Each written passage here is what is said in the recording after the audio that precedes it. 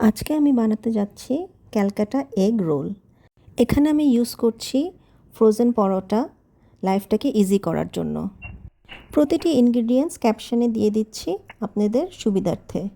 চলুন দেখি step by step কিভাবে ইজি ওয়েতে মজাদার ক্যালকাটা এগ রোল প্রস্তুত করা যায়। আমি একটি সিরিজ রেডি করছি যেখানে আমার ফ্রোজেন ফুড দিয়ে কীভাবে ইনোভেটিভ ওয়েতে মজাদার স্ন্যাক্স তৈরি করা যায়। আজকের ভিডিওটি এই সিরিজের প্রথম ভিডিও। আশা করছি আপনাদের ভালো লাগবে এবং আমার পরবর্তী ভিডিওর জন্য ওয়েট করবেন। ফর রেগুলার আপডেট আপনারা বেল আইকনটি টিপে রাখতে পারেন, সো দ্যাট যখনই আমি নতুন একটি রেসিপি আপ করব আপনারা সাথে সাথে নোটিফিকেশান পেয়ে যাবেন পরবর্তী রেসিপি দেখার জন্য। এই পর্যায়ে আমার ইনগ্রিডিয়েন্টসগুলো কেটে রেডি করে নিলাম। এখন একটা প্যানে আমি অল্প একটু বাটার দিয়ে নিচ্ছি। বাটারটা নরম হয়ে আসলে আমি এর মধ্যে অল্প একটু পেঁয়াজ দিব। এরপরে পেঁয়াজটা হালকা নরম হয়ে আসলে আমি কেটে রাখা সসেজটি এর উপর দিয়ে দিব।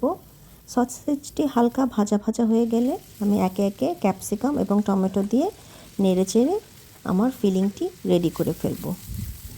এখানে আমি বাটার ইউজ করেছি, আপনারা চাইলে অয়েল ইউজ করতে পারেন, বাট বাটার ইউজ করলে স্বাদটা আরেকটু প্রমিনেন্ট এবং মজাদার হয়। এখানে বলে রাখা ভালো, আমি এখানে ফ্রোজেন পরোটা ইউজ করেছি কারণ আমি চাচ্ছি সব কিছু সুন্দরভাবে ইজি ওয়েতে করতে। তার জন্য আমাদের অনেক কিছুই ঘরে থাকে, জাস্ট একটু বুদ্ধি করে ব্যবহার করা। এখন আমি ফ্রোজেন পরোটার একদিক ভেজে নিব, এটা মনে রাখতে হবে। একদিক সুন্দর করে ভেজে উঠিয়ে রাখতে হবে। এরপরে একটা ফেটে রাখা ডিম সামান্য একটু লবণ দিয়ে আমি প্যানের মধ্যে ছড়িয়ে দেব। ডিমটি যখন এক সাইড হালকা হয়ে আসবে এবং নরম থাকবে উপরে, তখনই আমি ভেজে রাখা সাইডটি পরোটার উপরে ডিমের উপরে দিয়ে দিব।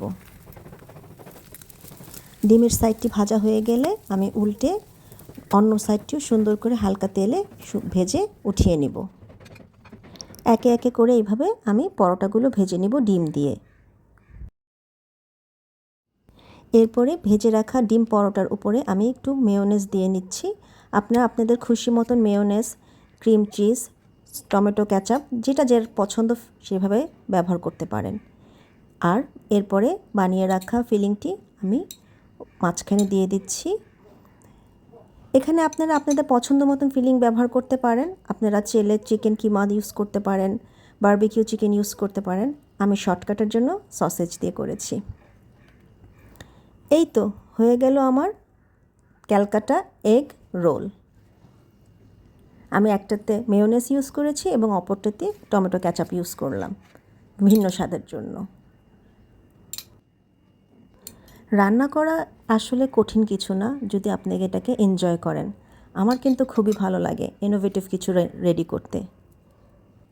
আর ফ্যামিলি মেম্বাররা যদি সেটা অ্যাপ্রিসিয়েট করে সেখানে তো আর কোনো কথাই নেই।